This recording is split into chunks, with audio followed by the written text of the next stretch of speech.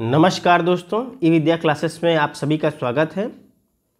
दोस्तों, आज हम आचार्य रामचंद्र शुक्ल सीरीज़ का ये तीसरा वीडियो देख रहे हैं और इस वीडियो में आज हम आदिकाल प्रकरण एक समान परिचय का अध्ययन करेंगे। तो चलिए दोस्तों, वीडियो को स्टार्ट करते हैं और आज इस चैप्टर को हम लोग पढ़ते हैं। देखिए, ये है आदिकाल प्रकरण एक सामान्य परिचय, इसका हम अध्ययन करेंगे। देखिए, इसका अध्ययन करने से पहले मैं आपको इसकी कथा वस्तु बता देता हूँ कि आचार्य रामचंद्र शुक्ल जी ने इस प्रकरण में क्या कहा है। दोस्तों, रामचंद्र शुक्ल जी कहते हैं कि हिंदी भाषा का जन्म प्राचीन भाषा प्राकृत से हुआ है, ठीक है। लेकिन जब यह प्राकृत भाषा बदलकर अपभ्रंश बन गई तब हिंदी साहित्य की शुरुआत मानी जाती है, ऐसा आचार्य रामचंद्र शुक्ल जी मानते हैं। उनका मानना है अपभ्रंश एक ऐसी भाषा थी जिसे उस समय के कवि और लेखक अपनी कविताओं और कहानियों में इस्तेमाल करते थे। लगभग 7वीं शताब्दी के अंत में कुछ बौद्ध साधु और योगी इस भाषा में अपनी रचनाएं करने लगे थे। इसके बाद महाराजा भोज के समय, यानी लगभग आज से 1000 साल पहले की बात करें तो हिंदी साहित्य का आदिकाल शुरू हुआ, ऐसा आचार्य रामचंद्र शुक्ल जी का मानना है। और यह हमीरदेव के समय तक चला, जो लगभग 1300 साल पहले समय का है, ठीक है। अगर इस समय की बात करें तो इस समय में लोग दोहा लिखते थे, जो छोटी कविताएं जिनको बोलते हैं। लेकिन खास बात तब शुरू हुई जब भारत पर मुसलमानों ने हमला किया। तब कवि और लेखक राजा की वीरता की कहानियां लिखने लगे, जिनमें राजा के युद्ध और बहादुरी के किस्से होते थे। इस वजह से इस समय को वीर गाथा काल भी कहा गया। खास तौर पे सबसे ज़्यादा इसका समर्थन आचार्य रामचंद्र शुक्ल जी ने किया है। क्यों किया है? क्योंकि इसमें वीरों की गाथाएं यानी बहादुरी की कहानियाँ लिखी जाती थी। अब भाषा की बात करें तो उस समय 2 तरह की भाषा थी, एक अपभ्रंश और एक देशी भाषा।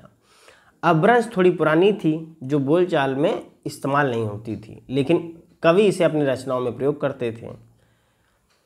वहीं देशी भाषा की बात करें तो वो आम लोग बोलते थे, जैसे खुसरो और कबीरदास जैसे कवि ने देशी भाषा में रचनाएं लिखी हैं ताकि आम लोग इसे आसानी से समझ सकें।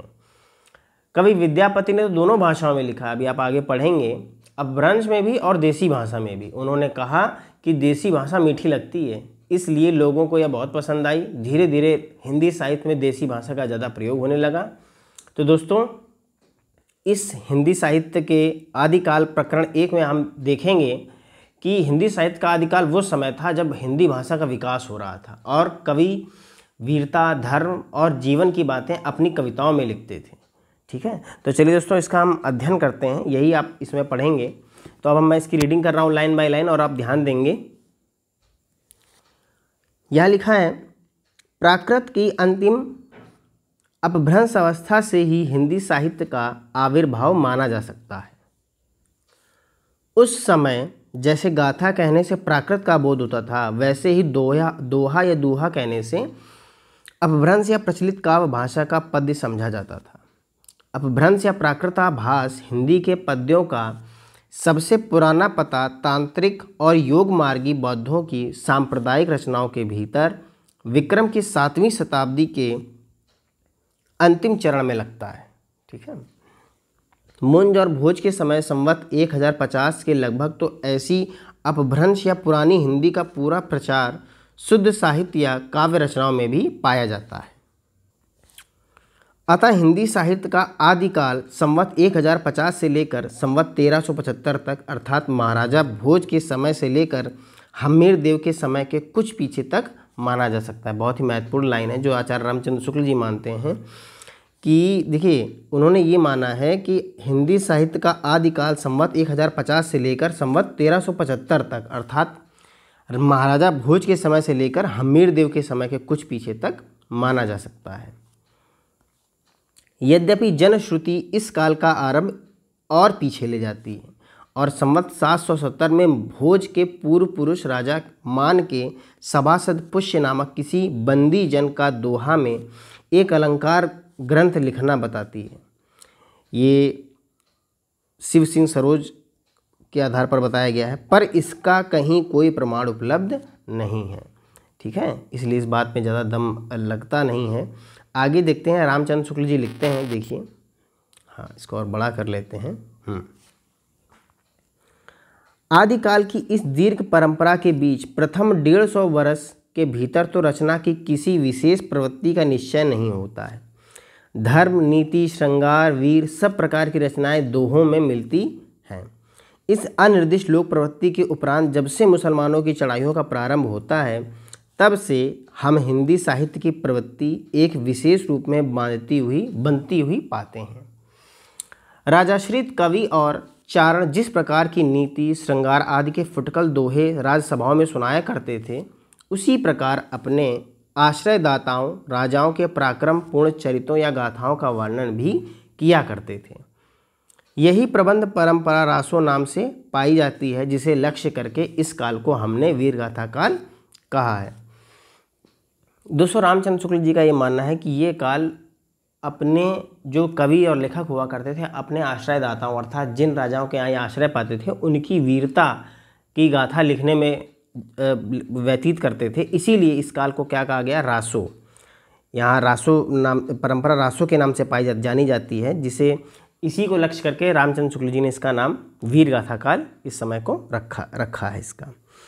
अब हम आगे देखते हैं। देखिए, यहाँ रामचंद्र शुक्ल जी लिखते हैं, दूसरी बात इस आदिकाल के संबंध में ध्यान देने की यह है कि इस काल में की जो साहित्यिक सामग्री प्राप्त है, उसमें कुछ तो असंदिग्ध है, और कुछ संदिग्ध है। असंदिग्ध सामग्री जो कुछ प्राप्त है, उसकी भाषा अपभ्रंश अर्थात प्राकृताभास, प्राकृत की रूढ़ियों में बहुत कुछ बद्ध है, हिंदी है। इस अपभ्रंश या प्राकृताभास हिंदी का अभिप्राय यह है कि यह उस समय की ठीक बोलचाल की भाषा नहीं है जिस समय की इसकी रचनाएं मिलती हैं। तो ये जब रचनाएं जो मिल रही हैं या उस समय जो रचनाएं मिली हैं, वो उस समय से यानी उस समय से लगभग 150 से 150 वर्ष पहले की भाषा में लिखे हुए ग्रंथ हैं। ठीक है। अब देखिए, शुक्ल जी लिखते हैं, यह उस समय के कवियों की भाषा है। कवियों ने काव्य परंपरा के अनुसार साहित्यिक प्राकृत के पुराने शब्द तो लिए ही हैं, जैसे पीछे की हिंदी में तत्सम संस्कृत शब्द लिए जाने लगे। विभक्तियाँ, कारक चिन्ह और क्रियाओं के रूप आदि भी बहुत कुछ अपने समय के कई सौ वर्ष पुराने रखे गए हैं। बोलचाल की भाषा घिस घिसा कर बिल्कुल, यहाँ देखिए, जिस रूप में आ गई थी, सारा वही रूप ना होकर वही रूप ना लेकर कवि और चारण आदि भाषा का बहुत कुछ वह रूप व्यवहार में लाते थे, जो उनसे कई सौ वर्ष पहले से कवि परंपरा रखती चली आती थी। ठीक है। ऐसा रामचंद्र शुक्ल जी बताते हैं कि उन समय जो रचनाएं मिल रही थीं, वो 100 से 150 साल पहले की थी, यानी जिन्हें अपभ्रंश काव्य कहा जाता है। अपभ्रंश के जो नमूने हमें पद्यों में मिलते हैं, वे उस काव्य भाषा के हैं जो अपने पुरानेपन के कारण बोलने की भाषा से कुछ अलग बहुत दिनों तक आदिकाल के अंत क्या उसके कुछ पीछे तक पोथियों में चलती रहीं। विक्रम की 14वीं शताब्दी के मध्य में एक ओर तो पुरानी परंपरा के कवि संभवतः सारंगधर हम्मीर की वीरता का वर्णन ऐसी भाषा में कर रहे थे। अब देखिए, यहाँ कुछ पद्य आप देखेंगे,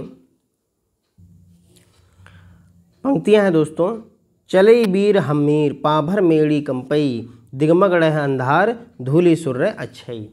यहाँ देखिए, ये हम्मीर रासों की पंक्ति है। इसमें लिखा हुआ है, ए चलो वीर हम्मीर, और अपनी ताकत से धरती को कंपित करा दो। दिगमगढ़ अंधार अर्थात अंधकार मिट जाए और आसमान में धूल छा जाए, ऐसा इस पंक्ति में लिखा हुआ है। आगे हम देखते हैं, दूसरी ओर खुसरो मियाँ दिल्ली में बैठे ऐसी बोलचाल की भाषा में पहेलियाँ और मुकरियाँ कह रहे थे। यहाँ देखिए, खुसरो की बात करी है। एक नार ने अचरज किया, सांप मार पिंजरे में दिया। अब देखिए दोस्तों, यहाँ पर आचार्य रामचंद्र शुक्ल जी बताना चाहते हैं कि यहाँ पर आपको तरह तरह की रचनाएं मिलती। जैसे ऊपर अभी आपने देखा कि ये जो आपने पंक्तियाँ देखी, ये वीर रस की है। ठीक है, इसमें वीर रस आपको दिखता है। लेकिन वहीं पर आपको कुछ पहेलियाँ मुकरियाँ भी देखने को मिल रही हैं, जो अमीर खुसरो जिनकी रचना अमीर खुसरो ने की है। ये देखिए, अब ये एक पहेली है, आपको इसका उत्तर बताना है। एक नार ने अचरज किया, सांप मार पिंजरे में दिया। अब बताइए इसका जवाब क्या होगा? तो इसका दोस्तों जवाब है दिए की बाती। दिए की बाती। ठीक है, तो ये आप देखेंगे तरह तरह की रचना आपको देखने मिलेंगी, सामान्य बोलचाल में ये है। अब आगे देखते हैं। ये देखिए, आगे रामचंद्र शुक्ल जी कहते हैं, इस प्रकार 15वीं शताब्दी में एक और तो विद्यापति बोलचाल की मैथिली के अतिरिक्त इस प्रकार की प्राकृताभास पुरानी काव्य भाषा भी बुनते रहे। ठीक है, बुनते रहे। अब देखिए यहाँ पर ये क्या है, एक और पद्य है आपको देखने को मिलेगा। देखिए दोस्तों, लिखा है बालचंद विद्या वही भाषा दुही नहीं लग गई दुर्जन हासा।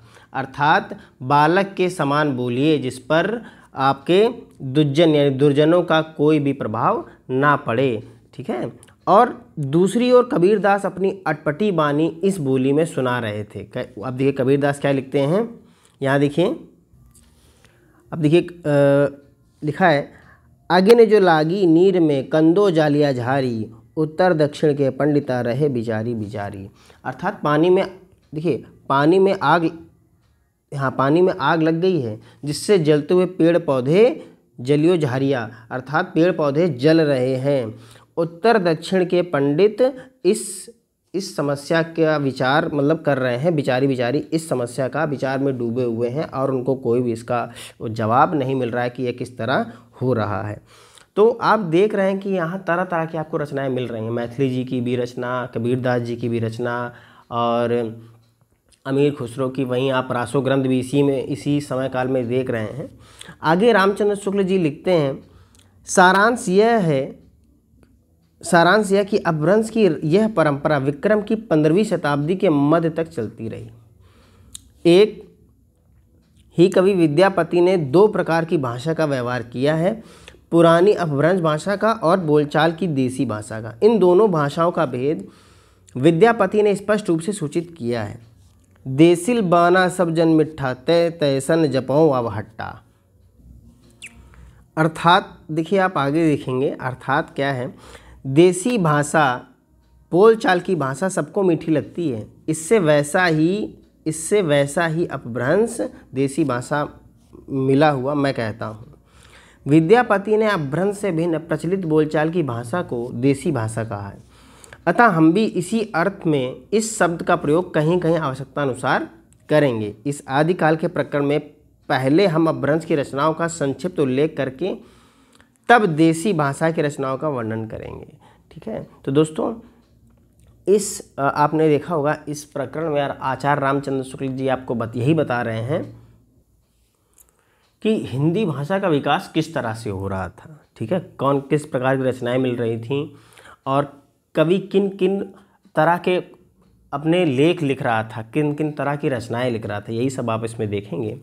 तो दोस्तों अगर आपको हमारी वीडियो अच्छी लग रही हो, समझ में आ रही हो, तो वीडियो को लाइक करिएगा, अपने दोस्तों के साथ शेयर करिएगा। अगर आप हमारे चैनल पर नए हो तो चैनल को जरूर सब्सक्राइब कर लीजिएगा, क्योंकि हम आपके लिए एक से एक बेहतर कंटेंट इसी तरह लाते रहेंगे। तो चलिए दोस्तों, मिलते हैं अगली वीडियो में, तब तक के लिए नमस्कार।